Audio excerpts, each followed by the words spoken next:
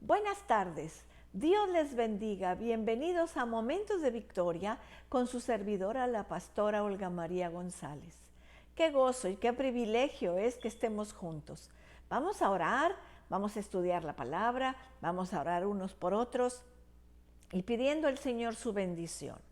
Padre, en el nombre de Jesús, en esta tarde, Señor, nos hemos dispuesto, Señor, a buscarte.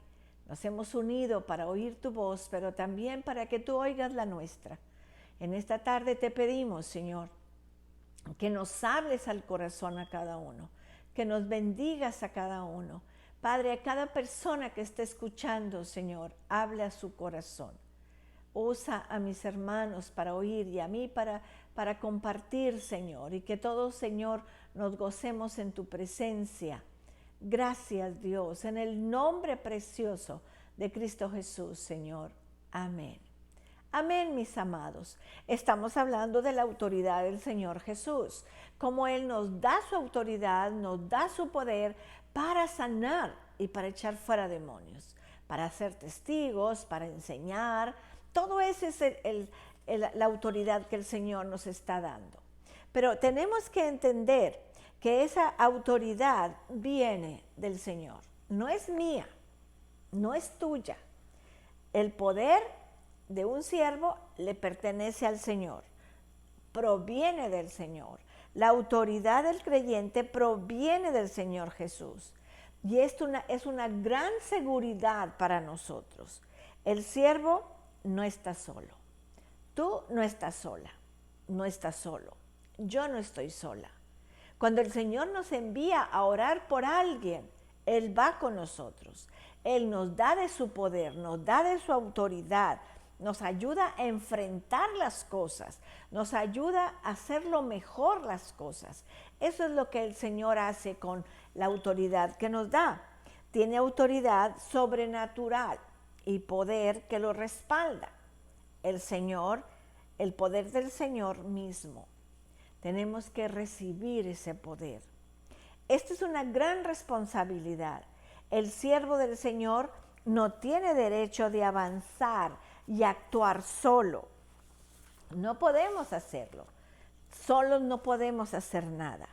Siempre tenemos que llevar el mensaje de la obra del Señor, no de mis propios mensajes, sino el mensaje de la palabra, el mensaje que el Señor nos ha dado. La autoridad y el poder dado por el Señor se refiere al ministerio, no a posición, no a riqueza, no a fama o a dominio terrenal. El siervo del Señor recibe poder para alcanzar a las personas y para ayudar a esas personas. El Señor nos da el poder para hacer el ministerio, para trabajar para Él. Tú y yo fuimos llamados para hacer esa obra. Tenemos que entender. Es una lección muy importante en cuanto a la motivación y a las acciones de nosotros los siervos de Dios, tanto laicos como profesionales. No importa que tú dices, yo no soy pastor, yo no soy, pero eres cristiano. Y el Señor te da la autoridad. A los pastores nos da autoridad, nos da ese poder para hacer las cosas. El poder dado por el Señor es dirigido contra el diablo, no contra personas, contra el diablo. Venimos a echar fuera demonios, entonces es dirigido contra el diablo y los malos espíritus que controlan al hombre. Y eso se llama lucha espiritual. Es una lucha espiritual librada contra el mal que se posesiona de la mente y de los corazones de los hombres. Cuando tú comienzas a orar por alguien para que sea liberado, se llama lucha espiritual. El mal de las falsas enseñanzas y doctrinas o creencias que siempre son tan prominente entre los hombres. Tenemos que ayudar a la gente. Fíjense cómo dice Primera de Timoteo, capítulo 4. Primera de Timoteo, capítulo 4, en el versículo 1.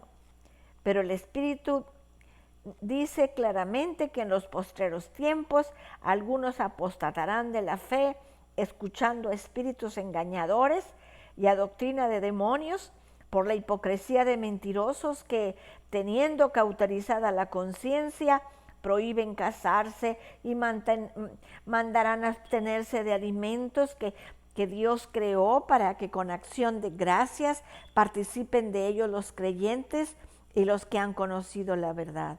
Porque todo lo que Dios creó es bueno y nada es de desecharse si se toma con acción de gracias, porque por la palabra de Dios y por la oración es santificado. Es una lucha espiritual. Tenemos que entender que entramos en esa guerra espiritual cuando comenzamos a orar por las personas que están posesadas por el diablo, están bajo posesión del diablo. Entonces, una mala enseñanza, una falsa enseñanza, porque hay muchos falsos maestros, ya lo hemos estudiado juntos. El mal de una conducta engañosa y carnal que siempre ha esclavizado a los hombres. Tenemos que ir en contra de esa conducta en personas que sabemos que no viene de Dios y que podemos nosotros echarlo fuera. Fíjense cómo dice Segunda de Timoteo, capítulo 3.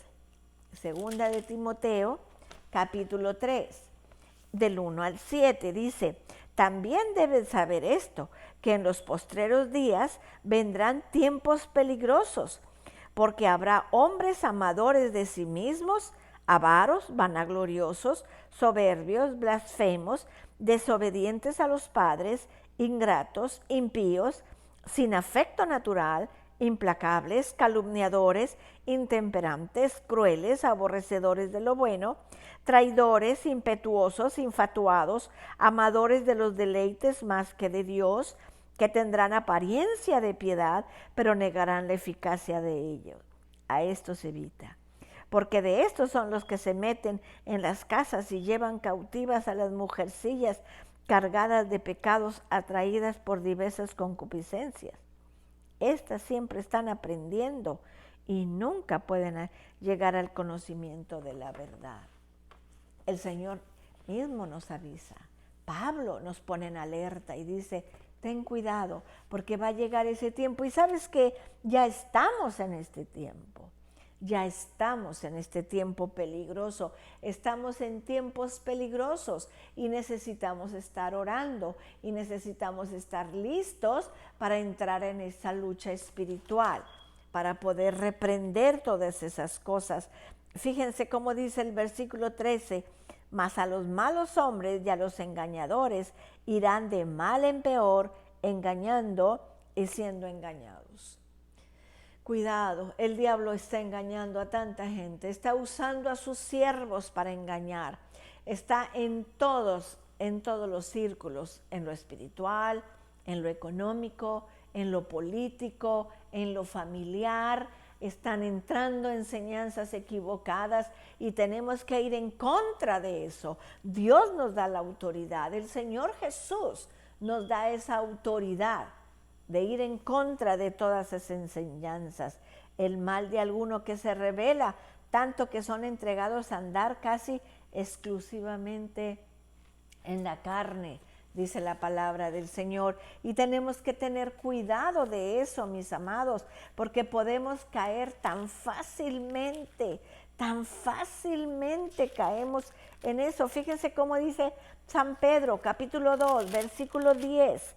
Dice: y mayormente aquellos que siguiendo la carne andan en concupiscencias e inmundicias y desprecian el señorío. Cuidado, esas personas que solamente andan en la carne. Hay muchos cristianos que están cayendo en la ignorancia, que están cayendo ahora en las falsas enseñanzas, y tú y yo, con el poder y la autoridad que nos ha dado el Señor, podemos ir a ministrarlos, podemos ir a decirles: tengan cuidado, están cayendo en esto, vamos a echarlo fuera, vamos a entrar en esa lucha espiritual.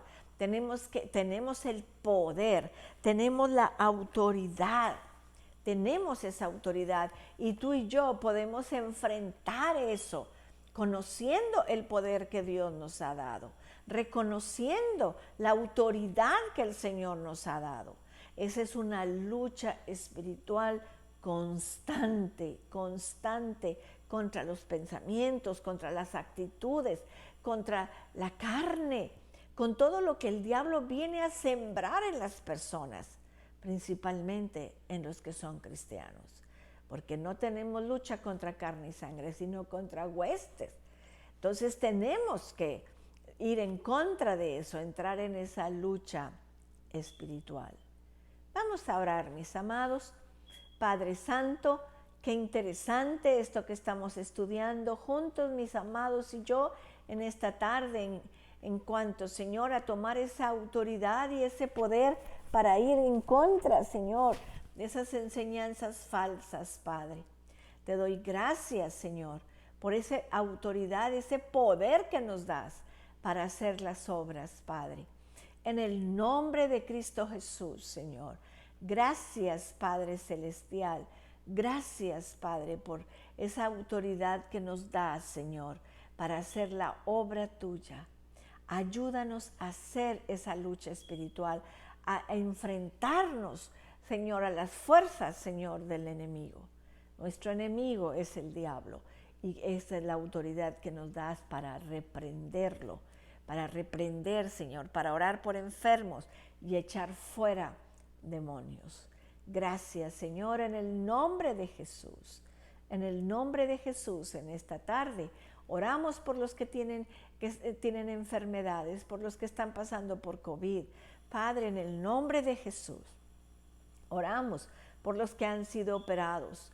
Padre, yo te pido por esos bebés que están, Señor, siendo operados de sus corazoncitos, Padre, de los cuales estamos orando, Señor. Tú eres el médico de médicos, Padre Santo. Están naciendo tantos niños con problemas de corazón, tan chiquititos, tienen que entrar a operaciones de corazón abierto, Padre. Pon tu mano sobre ellos, Señor. Yo te pido por los matrimonios que se están deshaciendo, que tú restaures el amor y el respeto en ellos.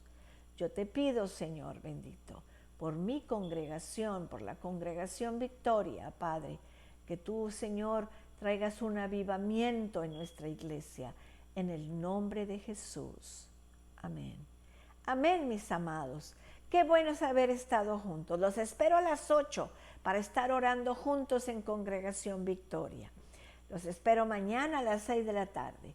Que Dios te bendiga, que Dios te guarde. Cristo te ama y yo también.